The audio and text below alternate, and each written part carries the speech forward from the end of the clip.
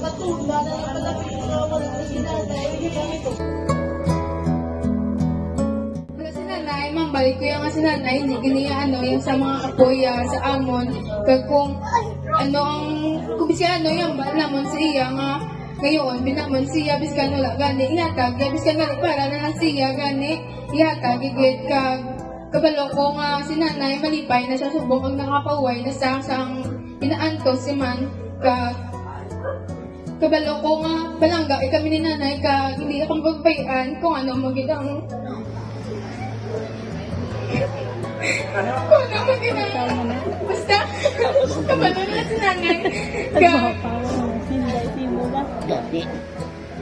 nanay, kung diyan ka man, walang kaagin namon, kag, nahidlawin kami sa imo, may mga apo mo, Hindi lang wala lang na.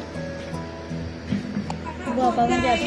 Nanawag kayo. Pero, masakit na, bakit kami subong, pero ginakaya pa namon sa doon daw. Iskat-kat kami natapangging, katulong kaya lang kami, di mama, ibianay naman. Ano na boy?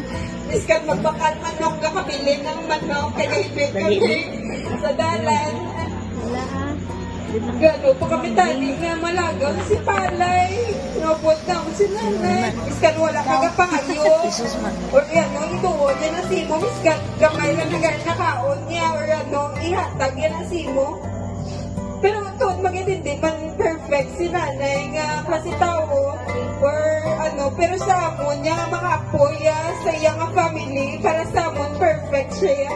Thank you nanay kag I love you nanay kag Nay, wala ka na subong. No? Hindi ka nakaupod sa amon sa Sibalay.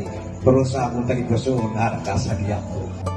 Thank you ginay sa paghatag mo sa akong balon na isang una pagdugang bisan gaaway tangaduwa na thank you ginay palangga tagid ka na we love you so much we miss you.